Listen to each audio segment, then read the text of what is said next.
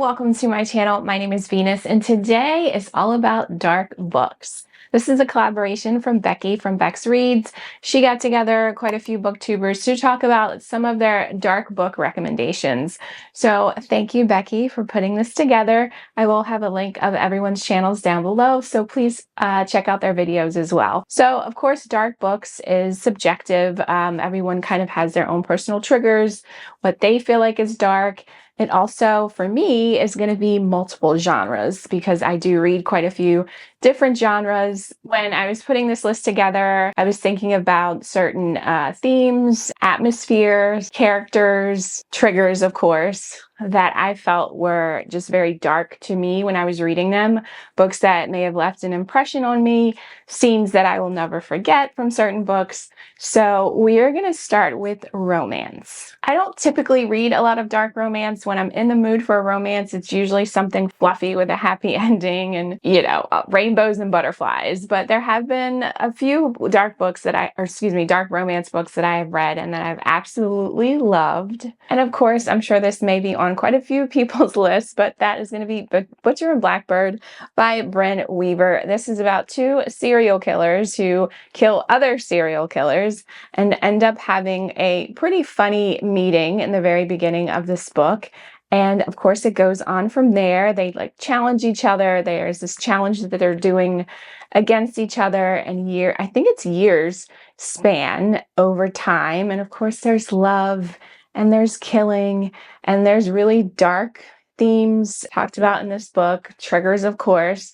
There's accidental cannibalism. It's just a really fun book to read, but it does definitely have some very dark things that are explored in this book. So highly recommend. I'm sure you've seen it. It's all over the place. I have not read the second book. I think that one's called Leather and Lark. Have not read that one yet, but I really, really enjoyed this one. The next romance is the first one. This is a duology. There Are No Saints, and the second book is, sorry, I don't own this one. There Is No Devil, and I believe I read these on Kindle, and these are by Sophie Lark. These two were very, very fun. I enjoyed both of them very much. I think I gave the first one 3 stars, but I gave the second one, what did I give it? 4 stars. This duology is about two serial killers. There's a theme here. There's actually quite a few books on my list that have serial killers in it. But this one is about two serial killers that are rivals, and they happen to go after the same prey, which is a woman, and one of them becomes very obsessed with her. And of course, there's some romance. I loved where the second book went, the direction that the second book went into. And, it's got serial killers in it. So of course it's going to be dark, and some may think it's toxic, and there's obviously obsession happening. And yeah, so great time. I enjoyed it very much. Next, we're going to go into the thriller genre, and the first thriller book that I want to talk about is The Girl with the Dragon Tattoo, and that is by Stieg Larsson. And this is an older book. This one actually came out in 2008, and it's part of a trilogy, which I also believe, so after the author passed away, it was continued on by another author with 3 more books, I think, which I have not read. So I'm only speaking on the first 3, and the first book of which is The Girl with the Dragon Tattoo. This series is very dark. I haven't read it in a very long time, so I'm just going to read the synopsis from Goodreads because I don't want to completely butcher what happens. But it says, Harriet Wenger, a scion of one of Sweden's wealthiest families, disappeared over 40 years ago. All these years later, her aged uncle continues to seek the truth. He hires Mikael Blomqvist, sorry. This is a translated series too from Swedish. A crusading journalist recently trapped by a libel conviction to investigate. He is aided by the pierced and tattooed punk prodigy Lisbeth Salander. Together they tap into a vein of unfathomable iniquity and astonishing corruption. The Girl with the Dragon Tattoo combines murder, mystery, family saga, love story, and financial intrigue into one satisfying, complex, and entertainingly atmospheric novel. There's a scene in this book, in the first one, The Girl with the Dragon Tattoo, that I will literally never forget. Lisbeth is a very tortured character. She had a very, very hard upbringing. She was just severely abused. And then so once she became older, she has a guardianship over her, and her initial guardian passes away, and it's transferred to another individual who is despicable. And some really horrible, there's sexual assault in this book, there's rape, there's sodomy, there's abuse towards women. It's an absolutely very dark thriller series. And the way that Lisbeth handles what happens to her, like I said, I just will never forget. The scene is very intense. I remember it starting out a little slow because there is, you're learning about this family that they have to investigate, and the journalist who has this like libel case against him, you're learning a little bit about that too. And there's some like Swedish politics, I think, that are kind of interwoven throughout the story, but it is very, very good. It's very well written and one of my favorite thriller series of all time. But very, very dark. The next thriller I want to talk about is Razor Blade Tears by S.A. Cosby. This is a phenomenal book, 5 stars, made me absolutely fall in love with this author's writing, and it's hard to read. This is about 2 fathers, both of which are ex-cons, I believe. One is black, one is white, and they had 2 gay sons that ended up marrying each other. And neither one of them had a very close relationship with their sons. And unfortunately, their sons end up murdered. So the 2 fathers get together to try to figure out what happened to their sons. And this is a revenge story. It is done fantastically. It is very sad at moments. And to me, just the theme of this is very dark, especially if you have someone in your life or someone that you know that has queer family members and they're rejected. It's horrible. It's absolutely horrible. So this one just touched really close to me because I have a queer daughter and she is amazing. And I could never imagine having had something like what happened to these 2 men happen to anyone, let alone, anyone in the queer community. So this book was very personal to me, but it was absolutely amazing. It was written beautifully. Like I said, very dark themes were explored. He does this so well. Really, all of his books have themes that are explored that are done brilliantly, and I absolutely had to mention this one. The next genre is horror. Actually, most of this list is going to be horror. And the first book that I want to talk about is Endless Night by Richard Lehman. If you've been on my channel a while, you know that I had tried to join the Lehman readathon that was held by Kelsey from Slime and Slashers. We were reading a book a month by Richard Lehman, and I had to drop out of it because I was struggling with his books. But this book in particular will never leave my brain because it was brutal. So this is about a group of serial killers again and a home invasion, and it starts off very intensely in the beginning. There's all of these people in this girl's house. She is spending the night at her best friend's home, and it's a home invasion. And very quickly, there's a body that is impaled, and it just goes crazy immediately when you start reading it. The thing about this that is just so dark to me is that you are in the serial killer's head for a good majority of this book, and the thoughts and the way that he does things is just so sickening. There is, of course, with Richard Lehman, a lot of rape in this book. There's over-sexualization of children. It's hard. It is a very hard book to read. So if you are in the mood for something extremely dark and traumatizing, then I definitely recommend probably any Richard Lehman book, but specifically this one. Again, just a book that's just never gonna leave my brain cells, always gonna be there. So it happens in this book in the beginning, after this group of what the heck is wrong with me today? After this group of serial killers takes out all of the family, they thought they did, there's actually 2 people that are left behind. So it's the girl, I think her name is Jody, and her best friend's little brother, I believe. Yes, a little brother. So they're the only 2 survivors. And a pact, I guess, that this serial killer group made with each other, that if there's anyone left behind, they have to go back and make sure everyone is killed. So one of the serial killers are left behind, Simon, and he has to find and kill Jody and her friend's brother. And you just go through this journey, and you're in Simon's head forever. And like I said, it's very traumatizing, and I will never forget it. So if you are in the mood for something extremely dark, definitely check out Richard Lehman. The next horror book that I want to talk about is The Cipher, and this is by I think that's Kathy Koja, and this book was fantastic. It is written beautifully, but very, very dark. There's a toxic relationship between the couple in this book, but the horror element of it is, what are the characters' names? Nicholas, he lives in this apartment building, and in the storage room, there's just this giant black hole that just goes on forever.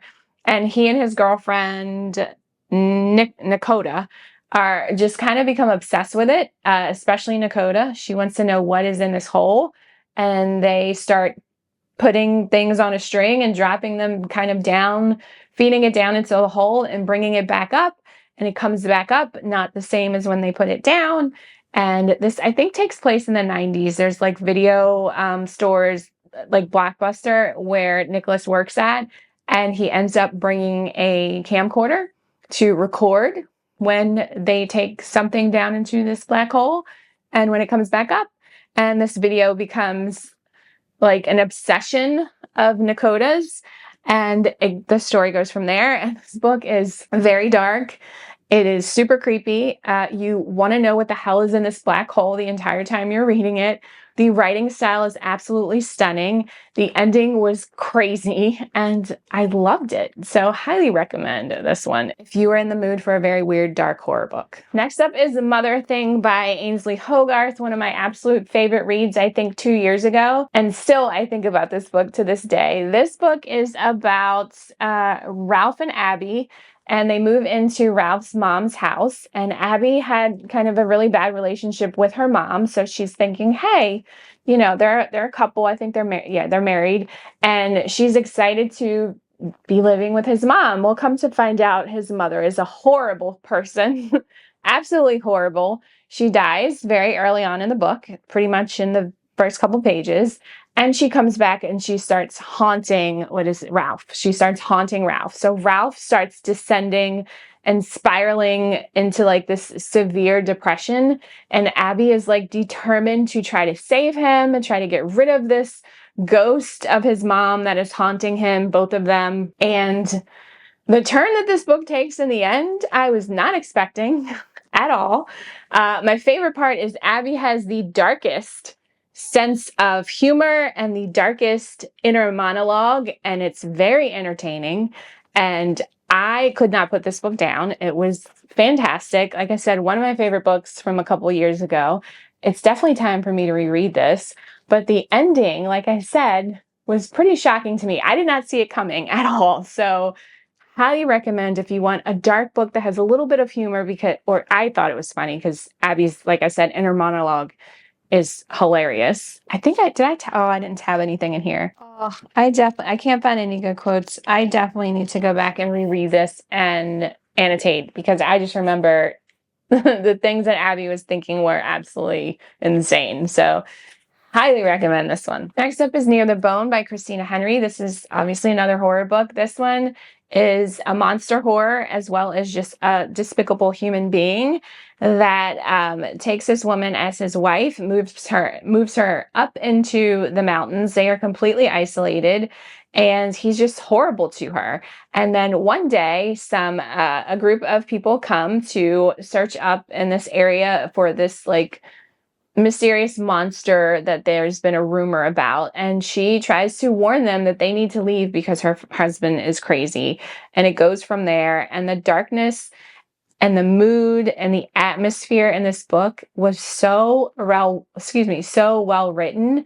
I enjoyed it. I could not put this book down. This is the perfect book to read in the winter. The isolation aspects in this story, this creepy ass monster that you don't know, is it real? Is this really something? Is there really a monster up in the trees? Like, what is going on? Her absolutely despicable husband, these idiot people that come to try to figure out what's up there in this isolated mountain, and the journey that they go through was insane. So I definitely recommend this if you want to just read something in the winter, be spooked out, and have a good time. definitely check out Near the Bone. And then my last horror, of course, I could not mention a Stephen King book. It's going to be Pet Sematary. This book deals with the darkness of grief and the extent a parent would go to try to hold on to a child that they love and they miss. So in this book, we are following Dr. Lewis Creed. He and his family moved to, I think it's Maine. Yes, a rural town in Maine. He is a doctor, and they live on this house that is right on a busy street. And their neighbor across that street, Judd, comes over. He meets them. They get to know each other. He becomes like a father figure to Lewis. And one day he says, hey, you know, you guys have like this weird pet cemetery in the back of your house. Let me take you up there so you can check it out. And he shows it to them. And unfortunately, little does Lewis know that one day he may need to use this weird, creepy pet cemetery. And the book goes from there, as I like to say, because I don't like to give spoilers, but this book deals with grief in a very traumatizing way. The ending was, again, insane. And it's shockingly a Stephen King book that I didn't feel like was too long or overwritten. And I loved every single word of it. I loved the relationship between Judd and Lewis. And it's just one of my favorite Stephen King books. So absolutely check this out. If you're in the mood to read something dark that deals with grief and loss. And then finally, of course, I had to talk about a grim, dark fantasy book.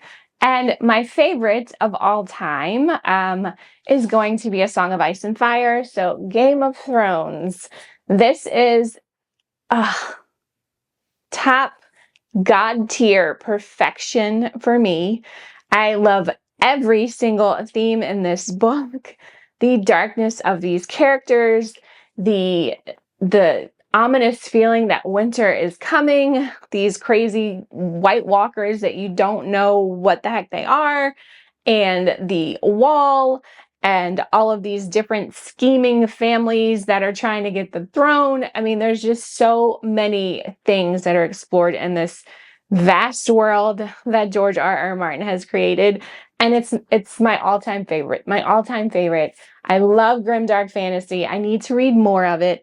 A very close second, though, I do have to mention, is First Law Trilogy by Joe Abercrombie, because I also absolutely love that. Also has very grimdark characters, morally gray characters. You don't know who to root for, who not to root for. But I had to mention Game of Thrones. If you want to read grimdark fantasy at its peak and just be immersed in a world that is fantastic and full of twists and turns, backstabbing, incest, dragons, like just all the things, then definitely check out A Song of Ice and Fire, starting with Game of Thrones. So there is my list of dark books, some of which I absolutely loved, some of which are on this list because there are scenes from them that I literally cannot get out of my mind. Actually, I think I liked all of the books except Endless Night by Richard Lehman, but I had to bring up a Richard Lehman book because he is just dark when I think of authors. But I hope you enjoyed that. Let me know if you read any of these books. Also, let me know what is a dark book that you love that you think that I would enjoy, because I do want to read more, even if it's dark romance. I would definitely check those out. So thank you again, Beccie, for putting this together. As always, have a fantastic day, and I will see you again soon. See ya.